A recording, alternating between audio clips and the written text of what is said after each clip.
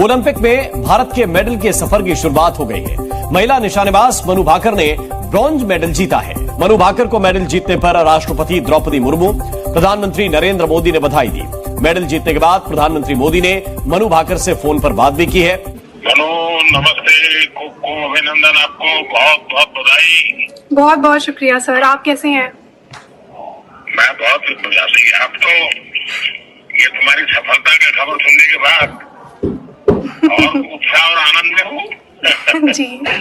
Olympics में भारत ने एक भारत की खातून है, लड़की मानो भाकर के नाम से, उन्होंने फर्स्ट मेडल जीता है ओलंपिक्स में, ब्रॉन्ज मेडल जीता है 10 मीटर एयर पिस्टल में।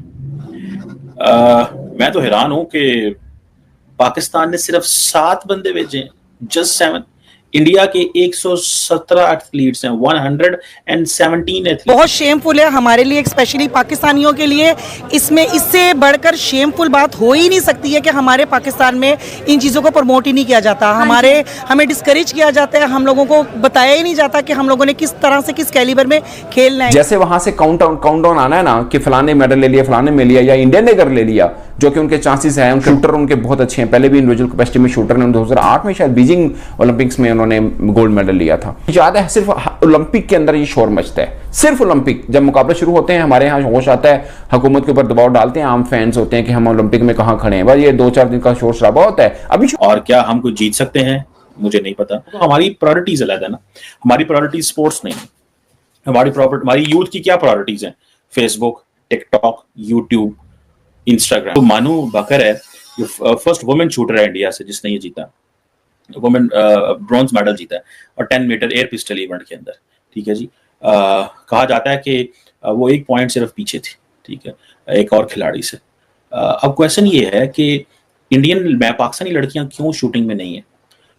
दोस्तों, इस वक्त ओलंपिक्स शुरू है और ओलंपिक्स में भारत ने एक भारत की खातून है, लड़की मानो भाकर के नाम से, उन्होंने फर्स्ट मेडल जीता है ओलंपिक्स में, ब्रॉन्ज मेडल जीता है 10 मीटर एयर पिस्टल में।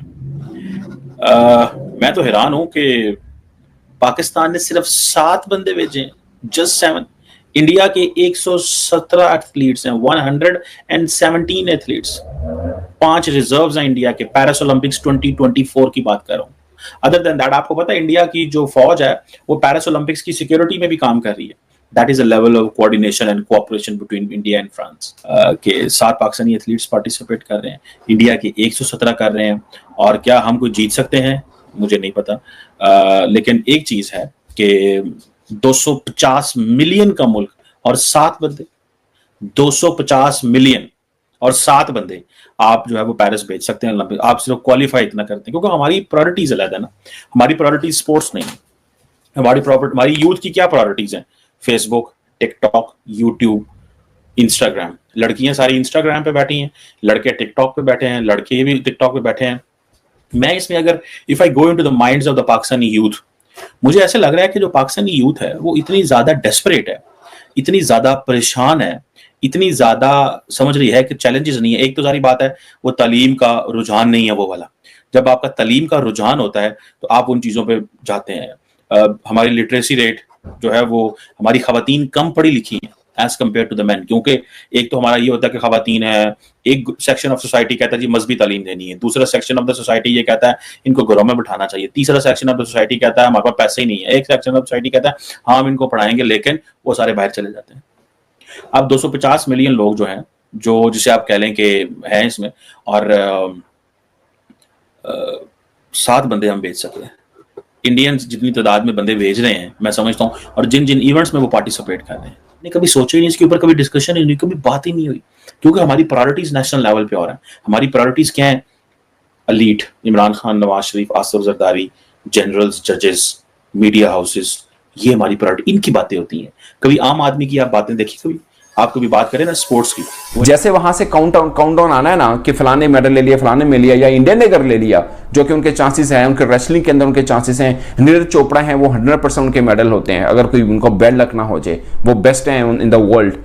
तो उनका तो 100% के पास है। शूटर उनके बहुत अच्छे हैं, पहले भी इंडिविजुअल कैपेसिटी में शूटर ने 2008 में शायद बीजिंग ओलंपिक्स में उन्होंने गोल्ड मेडल लिया था। याद है, सिर्फ ओलंपिक के अंदर ये शोर मचता है, सिर्फ ओलंपिक। जब मुकाबले शुरू होते हैं हमारे यहाँ होश आता है, हुकूमत के ऊपर दबाव डालते हैं, आम फैंस होते हैं कि हम ओलंपिक में कहाँ खड़े हैं। बस ये 2-4 दिन का शोर शराबा होता है, तो शोर शराबा पाकिस्तान में शुरू हो जाएगा, हम लोग कहाँ पे खड़े हैं, दुनिया वहां पहुंच गई, दुनिया ये पहुंच गई। इस 4 वर्षों में क्या हुआ, किसी ने कुछ नहीं किया, उसके ऊपर कभी शोर नहीं है, क्योंकि हम बिल्कुल इम्तिहान वाले दिन शोर मचाते हैं कि भाई हमारी तैयारी नहीं है। बहुत से लोग कहते हैं कि आप इंडिया के साथ कंपेयर क्यों करते हैं? भाई इसलिए कंपेयर करते हैं कि पाकिस्तान को इंडिया की अपनी नाकामी के ऊपर शायद हमें इतना एहसास ना होता हो, लेकिन जब इंडिया की कामयाबी मिलती है तो फिर हमें बड़ा दुख होता है, यार हम कहां पे खड़े हैं। मुझे याद है पाकिस्तान वर्ल्ड कप 2024 अभी T20 वर्ल्ड कप में पहले बाहर हुआ, थोड़ा शोर मचा, फिर ठंड पाएगी, लेकिन जब इंडिया वर्ल्ड चैंपियन बना फिर शोर उठा कि हम कहां पे खड़े हैं। तो ये आप इसको राइवलरी, जलन कह लें या जो मर्जी समझ लें, ये है, हम जो मर्जी कर रहे हैं, हमारा कंपैरिजन उधर के साथ कर लेते हैं, हमारे जो आम लोग हैं, जो कि अब बनता ही नहीं है, वो बात बहुत दूरी की पहुंच चुकी है। आज भी पाकिस्तान अगर ओलंपिक के अंदर तैयारी करना शुरू करे, आज भी अगर तैयारी करना शुरू करे, तो पाकिस्तान को 10-15 बरस लग जाएंगे क्वालिफिकेशन में, या शायद कहीं ब्रॉन्ज या दूसरे मेडल्स में। अब तक पाकिस्तान हिस्ट्री में सिर्फ 10 मेडल जीता है, गोल्ड नहीं कह रहा, टोटल मेडल 10 जीता है, जिसमें से 8 मेडल हॉकी में से हैं। अंदाजा करने आप साढ़े मुंडे जड़े ने वो अफगानिस्तान से जितनी ड्रग्स आती है, ड्रग्स के पीछे लगे हुए हैं। यहाँ ये एथलीट्स उनके पास चलेगी, लड़कों के पास, बच्चों के पास आगे टिकटॉक, सस्ते चाइना के मोबाइल लो 20-20, 30-30 हजार के, 40-40 हजार के, उधर से बनाओ टिकटॉक। मैं एक दफा गांव में था, ईद के सिलसिले में गया हुआ, तो मैं एक गांव से एक और गांव अपने किसी रिश्तेदार की तरफ जा रहा था, तो रास्ते में मैंने देखा कि 3-4 लड़के सड़क पे खड़े हैं, एक लड़का मॉडलिंग सा कर रहा है। तो मैं जब मैं करीब पहुंचा तो मैंने देखा कि एक लड़के ने मोबाइल जमीन पे रखा हुआ है, उधर से सूरज डूब रहा है, तो वो पूरी जनाब कर रहे हो ना, ठीक है। तो अब वो मोबाइल ने बेसिकली या टेक्नोलॉजी ने लोगों को इस चीज में लगा दिया। उस लड़के ने कहा यार बस ठीक है, पढ़ना क्या मैंने, अम्मी जी टिकटॉक तो इन्हें पैसे कमा लेता है, अबू जी उसने फलानी जगह से वो जो है इतने पैसे कमा लेता है। सो वो स्कूल और कॉलेज और यूनिवर्सिटी में इंटरेस्ट कम हो गया, ठीक है, और इन चीजों में सोशल मीडिया में इंटरेस्ट हमारा ज्यादा हो गया।